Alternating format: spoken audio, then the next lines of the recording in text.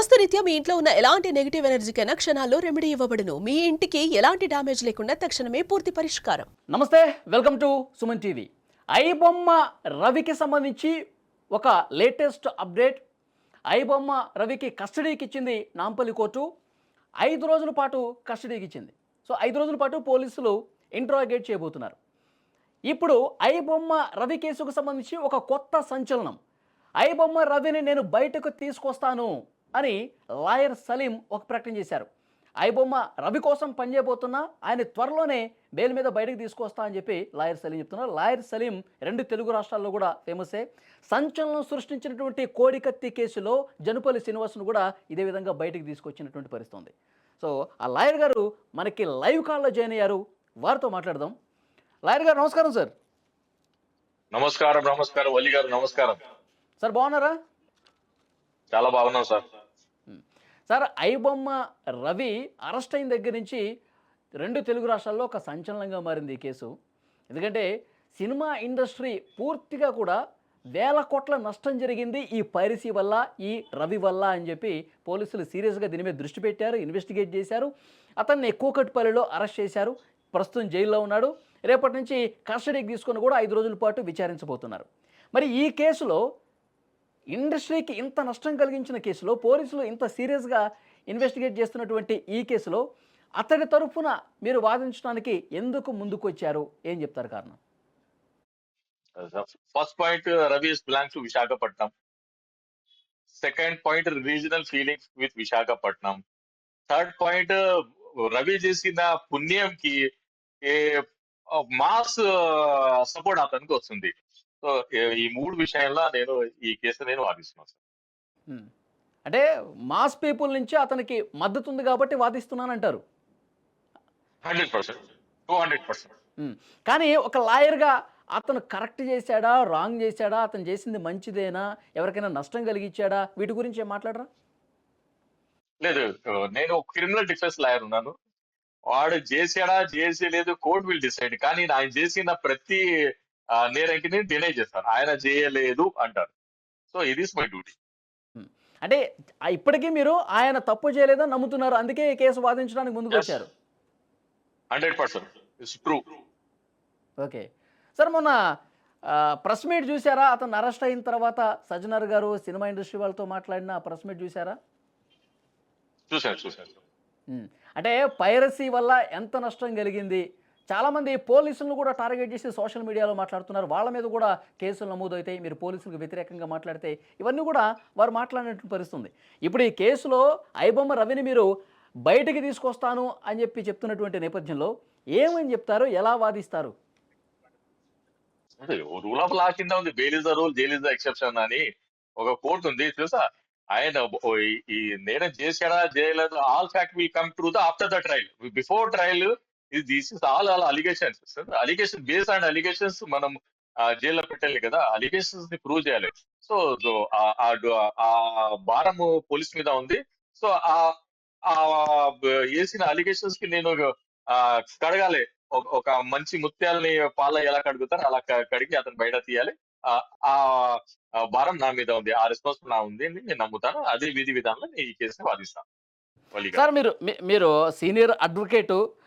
ఇప్పుడు అతని మీద ఉన్నటువంటి సెక్షన్స్ ఒకసారి మీకు చదివి వినిపిస్తాను సార్. ఇతరుల ఆస్తి తస్కరణకి సంబంధించి 318(4) ఒకటి ఉంది. ఇది కనుక రుజువైతే 7 ఏళ్ల శిక్ష పడుతుందంట. అలాగే వేరే వాళ్ళ ఫోటోలు కావచ్చు, ఐడీలు కావచ్చు, వాళ్ళ అడ్రస్లు కావచ్చు, ఈ విధంగా వాడుకున్న దానికి సంబంధించి ఐటీ యాక్ట్ కింద 66(c), ఈ వీటి కింద, ఈ సెక్షన్స్ కింద కేసు నమోదైంది. ఐటీ యాక్ట్ కింద చాలా సీరియస్ సెక్షన్స్, సివియర్ సెక్షన్స్ ఉన్నటువంటి నేపథ్యంలో ఒక దాంట్లో 3 సంవత్సరాలు, ఒక దాంట్లో 7 సంవత్సరాలు నేరం రుజువైతే పడే శిక్షలకు సంబంధించి సమాచారం. ఈ సెక్షన్లన్నీ చూసిన తర్వాత ఏమనిపిస్తుంది సార్ మీకు? అది సింపుల్ సెక్షన్స్ ఉన్నాయి. పెద్ద కేసు, పెద్ద సెక్షన్స్ కాదు. అది సింపుల్ గా దాన్ని ఆ కేసులో మనం అక్విటల్ చేస్తాం. అది నమ్మకం నాకు ఉంది. ఆ నమ్మకం చేసి చూపిస్తాం సార్. ఇప్పుడు కాపీరైట్ యాక్ట్ కరెక్ట్. కానీ చెప్పేది ఏముంది అంటే, ఇప్పుడు మీరు చెప్పారు కదా, పోలీసు ప్రెస్ కాన్ఫరెన్స్ లో 22,000 crore వాళ్ళు ఇది చేశారని. కానీ అది ఇదే మాస్ పీపుల్ అంటున్నారు 23,000 crores మాకు దానం ఇచ్చాడు మహానుభావుడు అని ప్రజలు అతనికి హీరో వర్షిప్ చేస్తున్నారు. దానికి ఏమంటారు మీరు చెప్పండి? సరే ఈ కేసు వాదించడానికి ముందుకొచ్చిన తర్వాత ఎవరన్నా మిమ్మల్ని అప్రోచ్ అయ్యారా? ఎవరన్నా మిమ్మల్ని మీతో మాట్లాడారా? లేదు లేదు. మీడియాని మాట్లాడుతూ వాళ్ళ ఫాదర్ మాట్లాడాడు. నేను రేపు వెళ్లి అతనితో కూడా మాట్లాడాలి. ఆహ్, ఎవరు మన ఐబొమ్మ రవితో.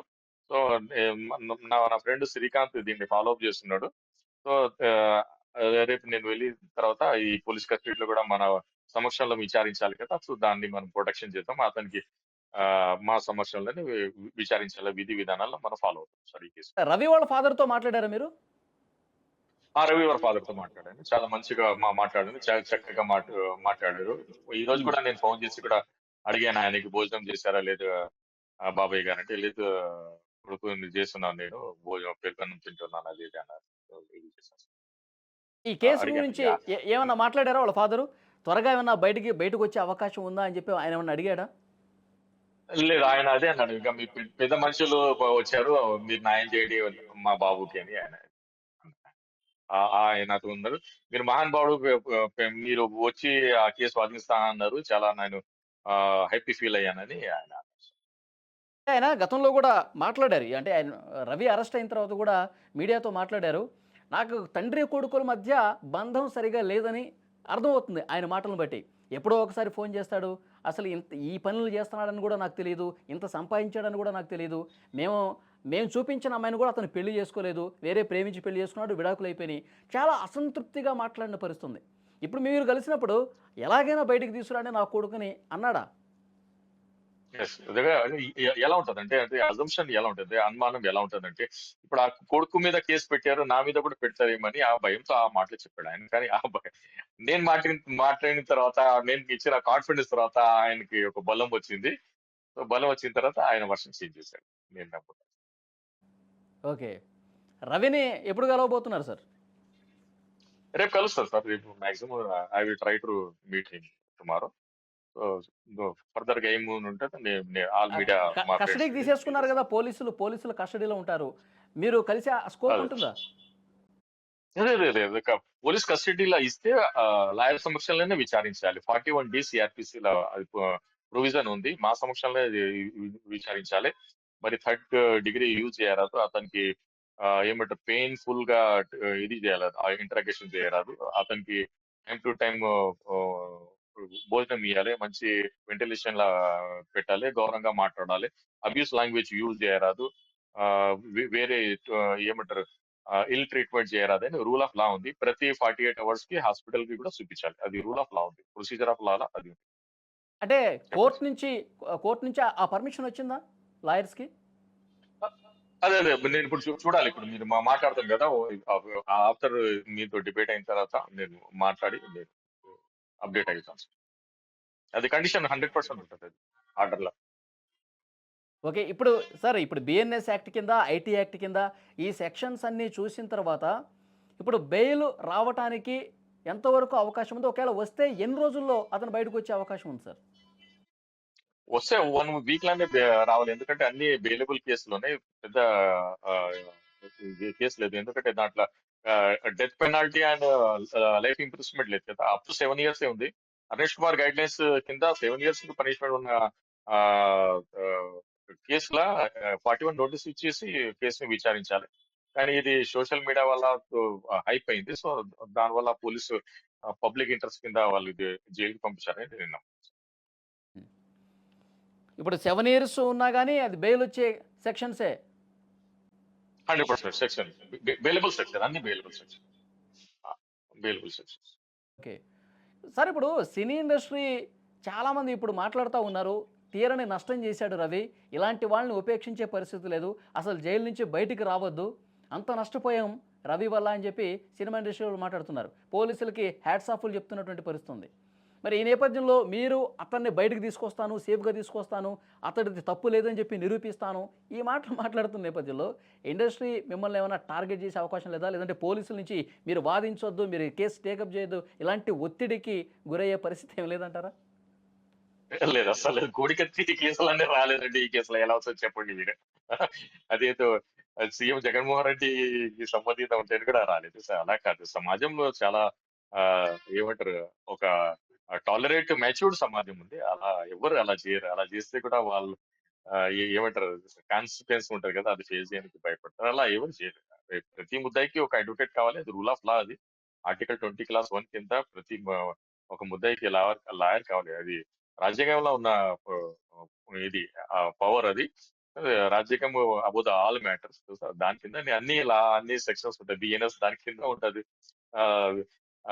బిఎన్ఎస్ఎస్ కూడా దాని కింద ఉంటది అని నేను మీకు వాయా మీడియా చెప్పాను. సార్ ఇప్పుడు బిఎన్ఎస్ సెక్షన్స్, ఐటీ సెక్షన్స్ చాలా చాలా సింపుల్, ఇవి ఈజీగా బయటకు తీసుకొస్తానని చెప్పి చాలా ధీమాగా చెప్తున్నారు మీరు. ఈడీ కూడా ఎంటర్ అయ్యే అవకాశం ఉందని చెప్పి ఒక పెద్ద ఎత్తున చర్చ వినిపిస్తుంది. ఎందుకంటే ఇతను 20% ఈ పైరసీ వల్ల సంపాదించాడు, 100 కోట్ల రూపాయలు. 80% బెట్టింగ్ యాప్స్, యాడ్స్ వల్ల తీసుకున్నాడు, 100 కోట్ల రూపాయలు సంపాదించాడు. ఇవంతా అక్రమ సంపాదన అని కూడా ఒక వార్త వస్తుంది. ఈడీ ఎంటర్ అయితే గనక, ఈడీ సెక్షన్స్ పెడితే గనక అప్పుడు ఏం చెప్తారు? లేదు, ఈటీ సెక్షన్ పెడితే ఇంకా 6 మంత్ వరకు బెయిల్ రాదు. అది ఎందుకంటే ఆల్రెడీ జగన్మోహన్ రెడ్డి, కవిత గారు, అరవింద్ కేజ్రీవాల్ ఢిల్లీ సీఎం ఫేస్ చేశారు కదా. దాంట్లో అంత ఈజీ జాబ్ కాదు. బిఎన్ఎస్ఎస్, ఐపీఎస్, ఐటీ యాక్ట్ ఉంటే ఇమీడియట్ బెయిల్ వస్తుంది. దాంట్లో అంత ఇది లేదు. కానీ ఇది ఎన్ఫోర్స్మెంట్ డైరెక్టర్ ఒకసారి ఇది అయితే చాలా, అది స్పెషల్ యాక్ట్. అది NDPS act, money laundering act, అది చాలా స్పెషల్ యాక్ట్. దాంట్లో బెయిల్ వచ్చేది చాలా తక్కువ ఛాన్స్. ఇప్పుడు ఇప్పుడు ఇప్పుడు మీరు వారికి రవి తరఫున వాదించడం కావచ్చు, బెయిల్ పిటిషన్లు వేయడం కావచ్చు, ఈ ప్రాసెస్ అంతా జరిగేలోపు ఈడీ ఎంటర్ అయిపోయి సెక్షన్స్ నమోదు చేస్తే మీకు కూడా కష్టం అవుతుంది అనుకుంటా. అంటే కష్టం, చాలా కష్టం. ఇప్పుడు ఇప్పుడు కోడికత్తి కేసు పోలీసులు తీసుకున్నారు, సిట్ కు విచారించి, దాని తర్వాత ఎన్ఐకి వెళ్ళింది. ఎన్ఐ తర్వాత మనం 6 మంత్ల బెయిల్ తెచ్చేసాం అతనికి. మరి ఎన్ఐ వెళ్ళి హైకోర్టు అప్రోచ్ అయితే బెయిల్ క్యాన్సిల్ అయింది. మరి క్యాన్సిల్ అయిన తర్వాత, హైకోర్టు క్యాన్సిల్ అయిన తర్వాత కింద కోర్టు బెయిల్ ఎన్ఐకి భయపడవు. మరి అదే హైకోర్టు బెయిల్ ఇచ్చేసింది. హైకోర్టు ఇచ్చిన తర్వాత మరి అదే ఎన్ఐ సుప్రీంకోర్టుకు వెళ్ళింది క్యాన్సిలేషన్. సో సో అంతవరకు ఉంటది. అంటే ఒక ఏమంటారు, ఒక వ్యవస్థ, ఒక సంస్థ. అంటే it is not a simple వ్యవస్థ కదా. పోలీస్ అంటే చాలా ఏమంటారు, మంచోళ్ళు. కానీ ఈడీ అలా కాదు. వాళ్ళు వెల్ క్వాలిఫైడ్ గా ఉంటారు. వాళ్ళు వాళ్ళ ఫోర్స్ యూజ్ చేస్తారు. సో జైల్లో పెట్టాలని వాళ్ళు చాలా గట్టిగా కోర్టుకి కన్విన్స్ చేస్తారు. కోర్టు మాక్సిమం కన్విన్స్ అవ్వదు. సో దాన్ని మనం కన్విన్స్ చేసి ఆ ఆ, ఒక ముద్దకి బయట తీయాలి. విధి విధానాలు మనం. ఓకే, ఇంకొకటి సార్, ఇప్పుడు ఇప్పుడు ఒకవేళ బెయిల్ రాలేదనుకోండి, ఇక్కడ నాంపల్లి కోర్టులో హైకోర్టుకు వెళ్ళటం, అక్కడ ఏమైనా ఇబ్బంది అయితే పై కోర్టుకు వెళ్ళటం, ఇట్లా చేస్తారా? 100% ఇప్పుడు లాలా విండోస్ ఉన్నాయి. ఇప్పుడు కింద కోర్టు ఇవ్వకుంటే హైకోర్టు వెళ్ళాలి. హైకోర్టు సింగిల్ బెంచ్ ఇవ్వకుంటే డబుల్ బెంచ్ కి వెళ్ళాలి. డబుల్ బెంచ్ ఇవ్వకుంటే సుప్రీం కోర్టుకి వెళ్ళాలి. ఫండమెంటల్ రైట్ ఉంది. Bail is fundamental right. Fundamental right ఎక్కడ వైలేషన్ అవుతుందో, సో దాని మీద మనం వాదించి ఆయనకి బయట తీసుకురావాలి. అది నా ఏమంటారు, వృత్తి ధర్మం, ధర్మ పోరాటం ఒక అడ్వకేట్. ఓకే, లాయర్ సలీం గారు, అంటే మీరు ఈ కేసు ఎలా ఉన్నా సరే రాష్ట్రంలో ఏదన్నా సంచలనం నమోదైతే ఆ కేసును టేకప్ చేసి ఈయన సంచలనమైనటువంటి కేసులే వాదిస్తాడు, ఇలాంటి పేరు కోసం ఏమన్నా పరితపిస్తున్నటువంటి లాయర్గా చూడాలా, లేకపోతే నిజంగా రవిని బయటికి తీసుకురావాలన్నటువంటి ఒక తపన ఇది చేస్తామన్నారా? ఈ కేసు టేకప్ చేయడానికి ఎట్లా చూడాలి? అదే మీ అజంప్షన్, మీరు ఎలా ఆలోచించేసేది అది up to you. That is you ice will feel what I'm doing. తెలుసా, నా మనశ్శాంతి మీడియా కోసం నేను మీడియా చేస్తున్నాను. అటెన్షన్ని గ్రాప్ చేయాలి.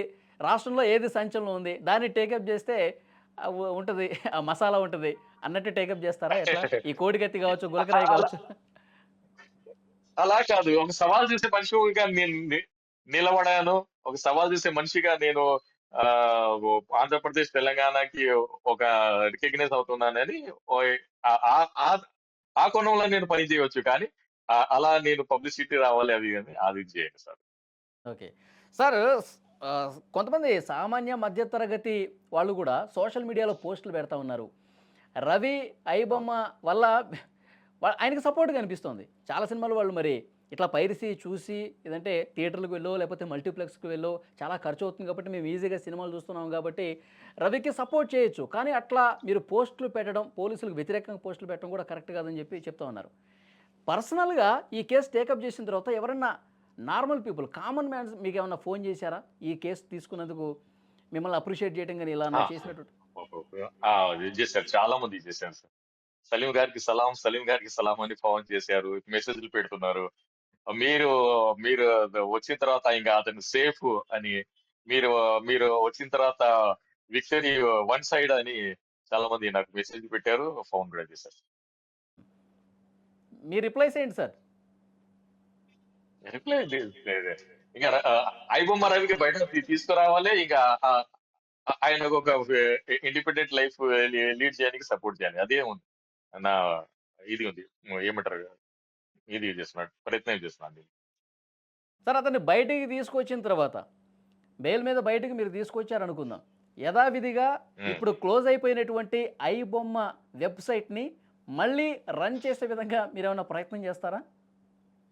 లేదు, అది చేశాను నేను. నా డ్యూటీ ఓన్లీ ఐబొమ్మ రవికి జైలు నుంచి బయట తీసుకురావాలి, ఆ కేసు వాదించాలి, ఆ కేసులో అతను అక్విటల్ చేయాలి. అది ఇంకా ఫర్దర్ మ్యాటర్ లా నేను ఇది కాదు, ఇంకా ఫర్దర్ మ్యాటర్ వేరే కేసులో కదా, అది వాదించి వాళ్ళకి న్యాయం చేయాలి. అది ఆయన నేను చేసే అంటే ఆయన ఆయన ఉపాధిని దెబ్బ కొట్టారు, ఆయనకి ఎట్లా బతకాలి, అదే కదా ఆయనకి జీవనాధారం, అది మళ్ళీ ఆయన రన్ చేసుకోవాలి, ఇలాంటి ఏమన్నా చెప్పే అవకాశం ఉందా? లేదు, అది అది ఈ ఏ కేసులో కూడా నేను అది ఎంటర్టైన్ చేయను. మీరు ఈ కేసు తీసుకున్నాను, న్యాయం చేశాను, ఇదిగో నీకు ఈ లైఫ్ ఇచ్చేసాను, నీకు ఫర్దర్ గా అలా మిస్టేక్ చేయొద్దని కూడా నేను సజెషన్ ఇస్తాను. ఎందుకంటే గాంజా కేసులు ఎక్కువ వాదిస్తాను, సో నువ్వు మరోసారి అలా చేయొద్దు బాబు అని నేను మోరల్ గా వాళ్ళకి టీచింగ్ చేస్తాను. అది ఒక చాలామంది ఇది. మీకు మెసేజ్ చేసి ఐబొమ్మన్ రవిని మీరు బయటికి తీసుకొచ్చేస్తారు, మాకు ఆ నమ్మకం ఏర్పడిందంటే ఆయన బయటకు వస్తే మళ్ళీ వాళ్ళు సినిమాలు చూసుకోవచ్చు ఫ్రీగానే కదా, ఆ ఉద్దేశంతోనే కదా మీతో కనెక్ట్ అయిన వాళ్ళు. నేను ఫ్యూచర్ నేను అజంప్షన్ చేయలేను, తెలుసా, అది ఏముంటది. కానీ ఆ ఆయనకు వచ్చిన సపోర్ట్ మాత్రం అల్టిమేట్ ఉంది అసలు. ఈ ఒక ఇప్పుడే నేను చదివాను, ఆయన 22,000 కోట్లు లాస్ చేశారంటే 22,000 మన మీద పంచారని ఇది చేశారు. సలీం గారు, మీకు మేము ఫీజులు ఇస్తాం, మీకు మేము డబ్బులు ఇస్తాము, మీరు రవికి మాత్రం బయట తీయండి అని గట్టిగా మెసేజ్ పెట్టేశారు. అది చూస్తే నేనే నా మనశ్శాంతి ఇది ఉంది. నాకు ఆ మెసేజ్ చదివిన తర్వాత నాకు ఇంకా ఉత్సాహం వచ్చింది ఈ కేసు మీద. కానీ అతను చేసినటువంటి నష్టం చట్టానికి విరుద్ధంగా, నిబంధనలకి విరుద్ధంగా అతను వ్యవహరించినటువంటి దాన్ని చూడలేదా మీరు? లేదు, ఇప్పుడు అదే కదా, ఇప్పుడు రాబిన్ హుడ్ ఏంటంటే టాలీవుడ్ రాబిన్ హుడ్ దొంగతనం చేసి ఫిల్మ్స్ బీద పడుచులకు పంచాననే కదా. అందుకే ఆయన ఫాలోయింగ్ అవుతుంది నేను నమ్ముతున్నాను వలి గారు. అంటే సినిమా ఇండస్ట్రీకి వేల కోట్ల నష్టం వచ్చింది కదా సార్, ప్రొడ్యూసర్లు నష్టపోయారు కదా సార్, కొత్త కొత్త సినిమాలు గంటలో వెబ్సైట్లో కనిపిస్తున్నాయి కదా సార్, వాళ్ళు నష్టపోయాము, మాకు కోట్ల రూపాయల నష్టం వచ్చింది అని చెప్తా ఉన్నారు ప్రతి ప్రొడ్యూసరు. అది దోపిడీదారుల సొమ్ము పేద ప్రజలకు వెళ్ళినట్టు ఎట్టా అవుతుంది? ఇప్పుడు ఆ విషయంలో తన ఆత్మ సాక్షి ఏముంది, రవి చెప్పాలి, కానీ నేను అలా చెప్పాను. నాకున్న వృత్తి ధర్మం ఏముంది, ఆయన పెట్టిన అలిగేషన్స్ కి నేను డినై చేసి అతను బయటకు తీసేసి ఈ కేసు నుంచి అతనికి అక్విటల్ చేయాలి, విధి విధానం నేను ఉంటాను అంటే. ఫైనల్గా ఈడీ ఎంటర్ అవ్వకపోతే మీకు ఈజీ ఆయన బయటికి తీసుకురావటం, అయితే మాత్రం 6 నెలల వరకు ఏం చేయలేమంటారు. 6 నెలలు వహించింది. ఓకే, సో చూద్దాం సార్ నెక్స్ట్ ఏం జరగబోతున్నది. మీరు రేపు రవిని కలుస్తామని కూడా అంటా ఉన్నారు. మీరు రవిని కలిసిన తర్వాత మళ్ళీ ఒకసారి మనం కాంటాక్ట్ అవుదాం sir. Thank you very much. మాట్లాడదు.